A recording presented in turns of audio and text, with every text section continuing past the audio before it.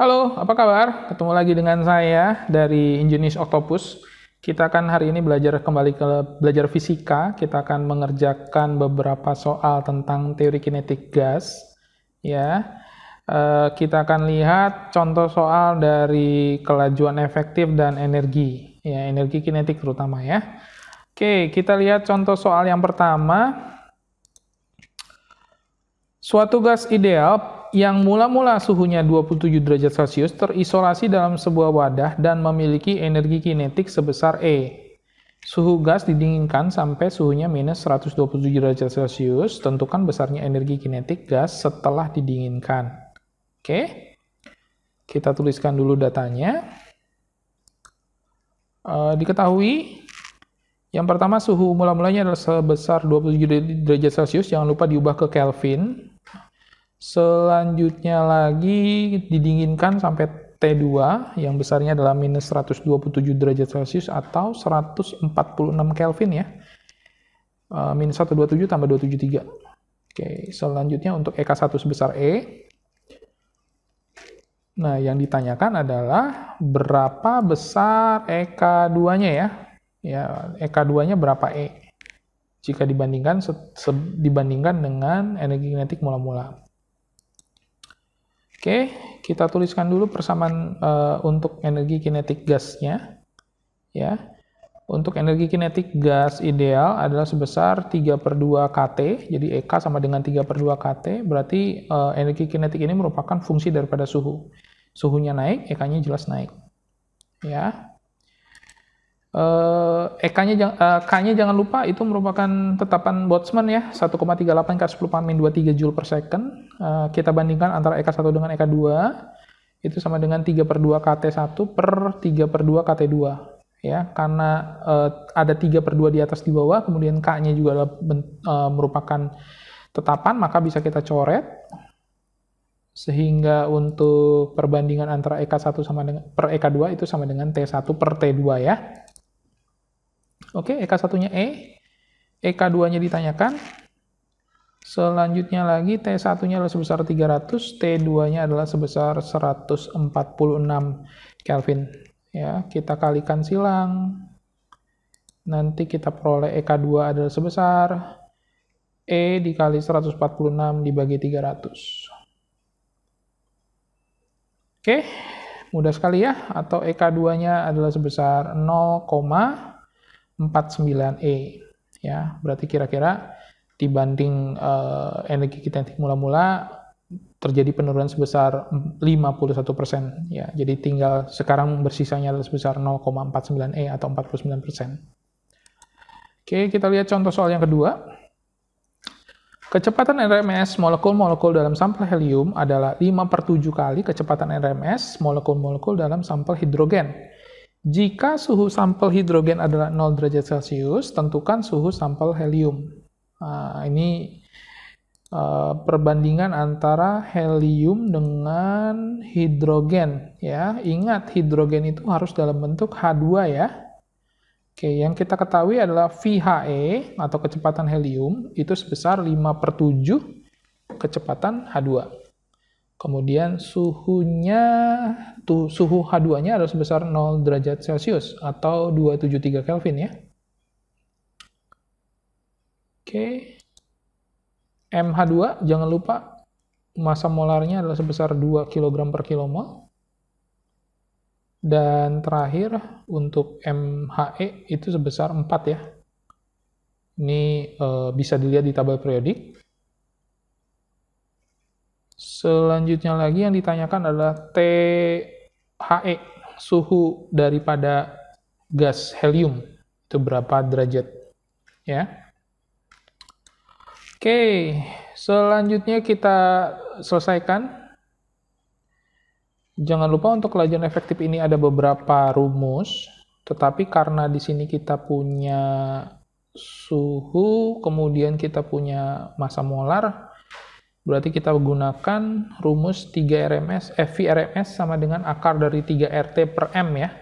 Ini rumus yang kita pakai adalah lagi 3 KT per M kecil ya, dan satu lagi 3 P per rho. Kemudian kita bandingkan berarti VHE per VHE itu sama dengan 5/7 VH2 ya, ini kan dari data ya.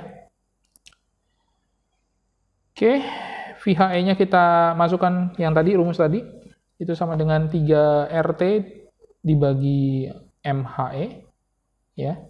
Yang sebelah kiri ada berhubungan dengan HE semua, sedangkan yang sebelah kanan 5/7 dikali dengan akar dari 3 RT/H2 per MH2 ya, yang kiri itu semuanya HE, yang kanan semuanya H2. Data H2 ya. Oke, jangan lupa R itu adalah tetapan, 3 juga angka, berarti bisa dicoret sehingga persamaannya menjadi THE per MHE akar sama dengan 5/7 akar TH2 per MH2. Kita kuadratkan kanan kiri, kita peroleh THE per MHE. Ya, ini kita kuadratkan kanan kiri, itu sama dengan 5/7-nya dikuadratkan dapat 25/49. Kemudian akar dari TH2 per MH2 itu sama dengan TH2 per MH2.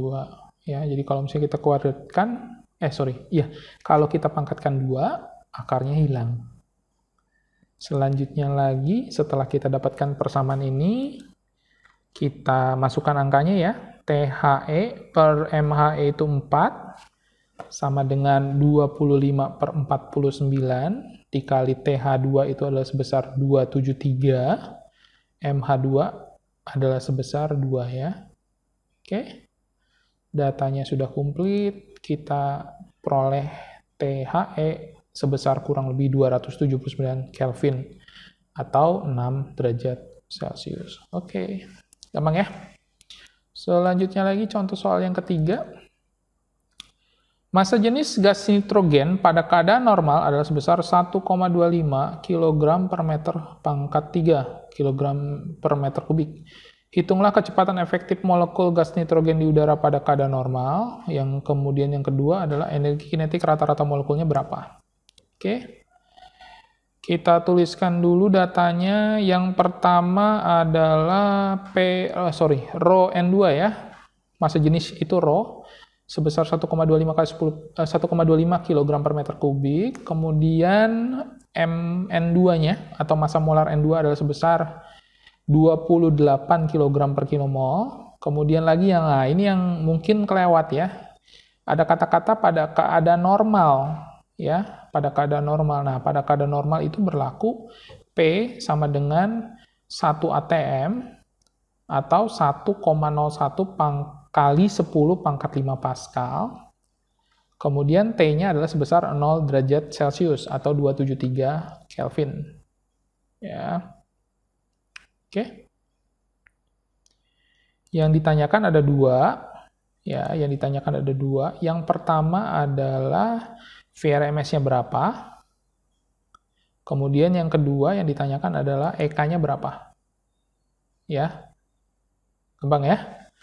Oke, kita tuliskan dulu persamaannya. Untuk yang A, soal yang A, itu kelajuan efektif. VRMS itu sama dengan akar dari 3P per rho. Ya. Nah, ini nanti untuk rumus VRMS ini ada 3, tadi saya sudah jelaskan di nomor 2. Ada beberapa rumus tentang VRMS. Kita peroleh akar dari 3P per rho sama dengan akar dari 3 kali P-nya tadi 1,01 kali 10/45, rho-nya itu masukkan angkanya 1,25. Ya, udah ya. Berarti untuk VRMS, kita kerjakan yang di dalam kurung, yang di dalam akar, kita peroleh sama dengan akar dari 242.400. Atau VRMS sebesar 492 meter per second. Nah, mendekati. Ya. Oke, gampang ya? Oke, kita lihat contoh soal yang B, energi kinetik rata-rata. Nah, ini kan tadi udah ya, energi kinetik itu sama dengan 3/2 kT ya. Di soal sebelumnya. Jadi EK sama dengan 3/2 kT. Dan jangan lupa bahwa nilai K di sini adalah tetapan Boltzmann yang besarnya 1,38 kali 10⁻²3. Nah, kalau ini angka kita masukkan seluruhnya, kita peroleh EK-nya adalah sebesar 5,65 kali 10⁻²1 Joule. Ya, oke? Iya.